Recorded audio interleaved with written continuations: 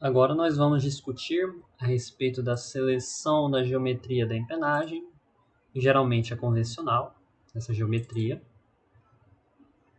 Então, eu vou começar mostrando aqui o que foi colocado no relatório de integração em 2018 e 2019 para justificar a escolha da empenagem, da geometria. Geralmente já está subtendido ali no projeto conceitual, essa parte. Tá? Vamos abrir aqui o Miro, só para a gente se localizar no nosso fluxograma aqui de projeto. Então, eu acho que é o Mind Map. Não. Aqui, o Flowchart. Então, a gente pulou algumas partes aqui, mas a gente vai estar começando do natural, como se não tivesse... Se a gente tivesse começando do início mesmo, a gente viu aqui a seleção do aerofólio, discutiu sobre isso, viu ali a parte do relatório. Agora a gente vai discutir aqui sobre a escolha da geometria da empenagem. E todos esses outros temas que vem aqui depois, aqui essa parte de dimensionamento já tá feita, tá? No momento que eu estou gravando essas aulas, depois a gente vai estar discutindo sobre esses pontos aqui anteriores. Então é aqui que a gente está na nossa parte de design. Vamos olhar aqui no contexto geral. Então tá aqui dentro essa caixa aqui, empenagem, no geral, de todo o projeto que afeta estabilidade e controle. A empenagem está aqui. Ainda vai ter aula sobre estimativa e distribuição de peso, que provavelmente deve estar aqui, regras de estimativa de peso. Então, a gente está aqui dentro dessa parte. Só para você se localizar. Acredito que não vai ter muita discussão aqui. Então, estou trazendo aqui o texto de 2018, 2019. Eu já dei um Ctrl+C, Ctrl+V. Para a gente considerar de 2020. Como se fosse de 2020. Então, a seleção da configuração da empenagem foi baseada na avaliação dos parâmetros sugeridos por Gudmundsson, que a gente pode estar encontrando aqui no livro. Capítulo 11, subtópico 11.3, aqui ele dá uma explicação dos prós e contras das configurações. Ele não está numerando ali da mesma forma como eu estou apresentando no meu documento aqui, da forma como eu pontuei. Então ele apresenta, você extrai alguns dados daqui. Não são dados numéricos, são informações a respeito da geometria, dos diferentes tipos de geometria, na verdade. Você vai extrair informações aqui e vai torná-las, de certa forma, mais objetivas. E eu argumento aqui dizendo que eu estou considerando parâmetros sugeridos por Gudmundsson e estou adaptando para a competição. É importante sempre a gente estar informando isso. E para isso montou-se um quadro comparativo entre configurações de empenagens mais adequadas em função dos parâmetros. Em função dos parâmetros avaliados aqui, em função desses parâmetros, atribuindo uma pontuação de 1 a 3 baseada na realidade da equipe. Então vamos voltar aqui para o nosso documento de seleção de aerofólio, para a gente pegar aqui a parte das premissas e a gente discutir e ver o que pode estar faltando aqui. Então aqui à esquerda estamos com documentos de escolha de empenagem. Vamos pegar as premissas que a gente usa aqui e jogar aqui para empenagem. Essa primeira premissa aqui não é necessária. As escolhas das áreas devem ter fundamento na filosofia de projeto adotada. Então, em algum momento aqui a gente vai ter que fazer um gancho. Quando a gente fala baseado na realidade da equipe, aqui não deixa de ser realidade. Aqui ela está em pensar se ela está instalada dentro da realidade. Ou seja, a gente está argumentando que a gente vai fazer uma determinada escolha baseada na nossa realidade. Não. Então isso daqui ainda está dentro das nossas premissas. A gente atribui uma nota de 1 a 3 com base na nossa realidade. Então a escolha não é arbitrária, não é chegar aqui e falar vai ser convencional porque a gente sempre fez. Não, não é bem assim. E a configuração com maior pontuação seria utilizada pela equipe. Então, eu vou apagar isso aqui, não dá pra gente reconstruir. A configuração com maior pontuação foi a configuração convencional, tendo em vista a necessidade da implementação da análise dinâmica e novos métodos de dimensionamento estabilizadores. Isso daqui não precisa, tá?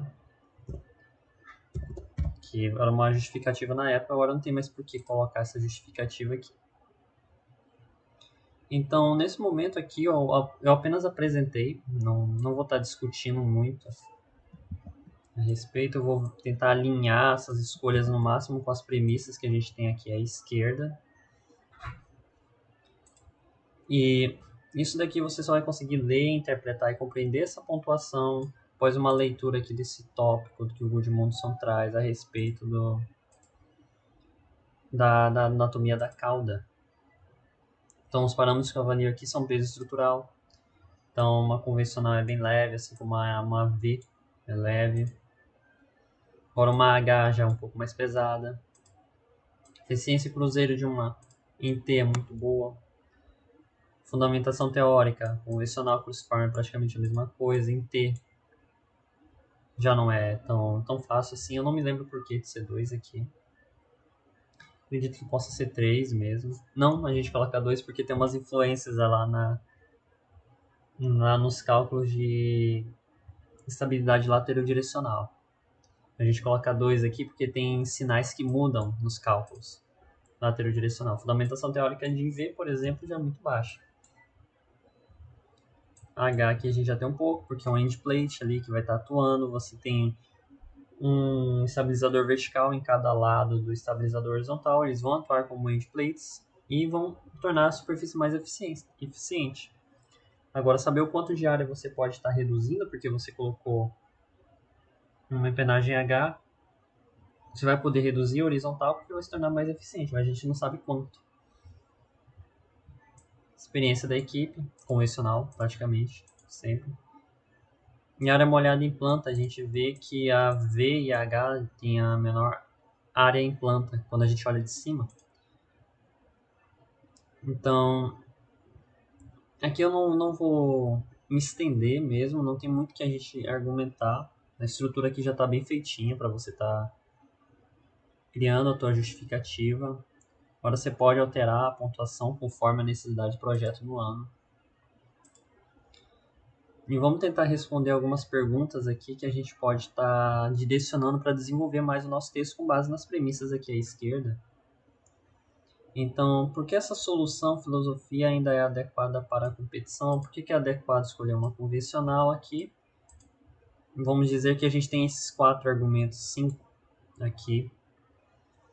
E o melhor aqui será a fundamentação teórica. Por que isso é mais adequado? Porque você tem uma coisa bem fundamentada. E outro ponto, muitas equipes da Advanced sempre estão utilizando ferragem convencional, tem pouca diferença em usar o H, o ITA usa. Leviathan estava usando H, mas não é uma justificativa assim inovadora. Não tem muito que se trazer de lá, assim, a gente vai fazer uma H e vai mudar tudo. Não é assim, não muda quase nada. A gente vai pensar no porquê disso daqui ser competitivo. A gente, mais uma vez, pode argumentar aqui em termos de área molhada, mas o ideal seria uma em V, só que a gente não faz V no aerodesign. Não vou falar que a gente não faz, mas o Urtal não tem experiência em fazer em V. Teria que ser projetado à parte, fazer os testes. Tá um pouco arriscado. Atende aos requisitos de projeto. E a gente se perguntar se vai atender, vai. A gente vai conseguir estabilizar e controlar a aeronave com uma empenagem convencional. A gente não precisa do... Quais são os parâmetros que o juiz precisa saber para fazer análise? Isso daí não entra. O porquê de realizar as análises dessa forma também não. Existe uma forma de obter dados padrões a partir de testes? Então, como você viu aqui, a escolha dessa geometria ela é bem rápida. A gente não tem muito parâmetro para estar avaliando. A gente teria que, por exemplo, pegar uma área. Vamos supor que a gente fosse fazer algo mais detalhado aqui. Teríamos que pegar uma área equivalente para convencional, cruciforme T, V e H, e calcular os coeficientes angulares, CL por alfa de cada uma delas, para áreas equivalentes, área equivalente para convencional, uma área equivalente para V e para H também, e tá vendo como que esses parâmetros vão estar se comportando. Por exemplo, a gente poderia avaliar o CL por alfa, o CL máximo, a eficiência cruzeiro.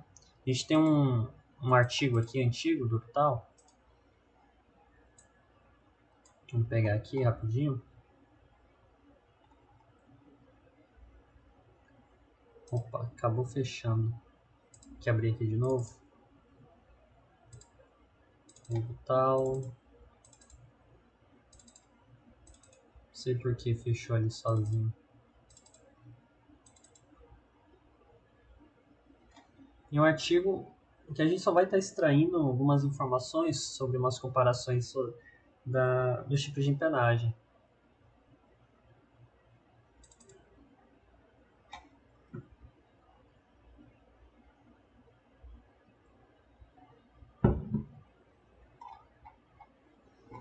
Vou trazer aqui.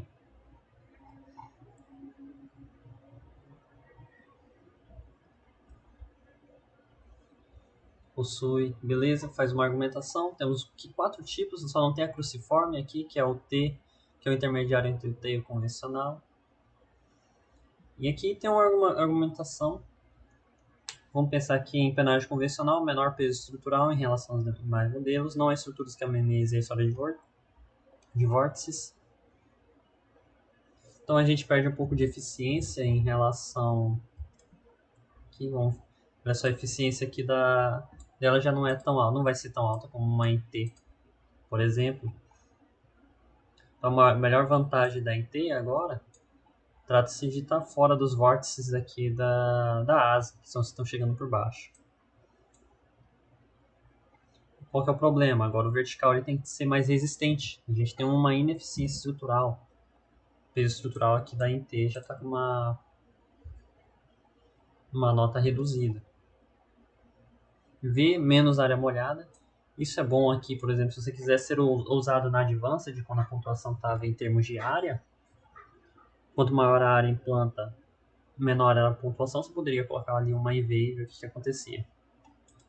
Embora um sistema de controle complexo vai ocasionar aqui uma fundamentação teórica mais precária. Você já não tem tanta fundamentação teórica aqui. Em penagem H, os lemes funcionam como ingredientes, se amenizam, o maior número de servos utilizados na aeronave. Então ela aumenta aqui o peso estrutural, já não é tão bom. É tão um pouco difícil de identificar quem que é mais pesado, T ou H. A gente tem mais servomotores, vamos precisar de 2 só para o vertical e um para o horizontal. Eu não sei se tem alguma forma mecânica de utilizar um único servo para defletir simultaneamente os 2 lemes que estarão lá. Então, esse artigo aqui dá uma pequena ideia de dimensionamento, de empenagem. Esses comparativos aqui, nada te impede também de refazer essas simulações, de pegar uma área equivalente, calcular a área equivalente da empenagem em V. Então, por exemplo, SH e SV aqui em empenagem convencional vão ter valores 0,16 e 0,8. Qual que vai ser a área equivalente para empenagem em V? Então, você tem a empenagem em V equivalente, aí você transforma uma empenagem convencional numa em V e uma H e avalia CL por alfa, CM. E aí você pode estar comparando esses parâmetros e assim tirando as conclusões. Eu não vou fazer isso aqui. Primeiro, o motivo mais fundamental é porque a gente não vai ficar batendo cabeça com empenagem V, empenagem T. Aqui é convencional, já está dentro de um nível competitivo. Você vai colocar uma em V ali se você quiser mesmo, tá inovando e ter certeza. Nada te impede de fazer o comparativo entre essas 4 aqui, ao contrário do aerofólio. Você tem que fazer uma seleção mais estruturada. Já na Advanced você não quer arriscar tanto ali numa coisa que pode acabar dando errado, quando você já tem que pensar em elétrica, pode estar tendo problema com Flutter. Então não é uma inovação que vai ter um grande impacto na sua pontuação. A não ser uma em V, por exemplo, mas isso teria que ser quantificado. Também teria que colocar uma área equivalente em V, reduzida. Teria que se validar a eficiência dessa em V em relação à convencional. Pode ser feito pelo XFLR sim, não tem problema. Porém, você vai ter problemas de dimensionamento de controle. Teria que ser feito todo um estudo de caso do projeto de estabilidade e controle de uma empenagem em V. É o mais adequado.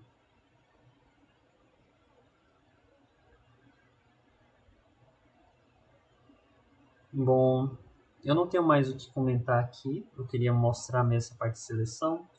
Essa tabela aqui de pontuação, de 3 a 1. No geral é mais tranquilo mesmo fazer essa seleção. Já no aerofólio a gente precisa ter um pouco mais de dedicação ali. Tá? Então aqui é uma coisa grande, uma empenagem, que assim, as implicações estruturais, teóricas, têm mais efeito do que alguns parâmetros pequenos, como CL por alfa. E assim, só o fato de você já ter experiência em projetar uma convencional te faz não querer projetar uma empenagem em V. Então era isso que eu tinha que comentar, é bem tranquilo mesmo essa parte. Isso daqui vai no relatório de integração de projeto. Eu não sei em que parte específica, mas vai estar lá. Coloca aqui, de integração.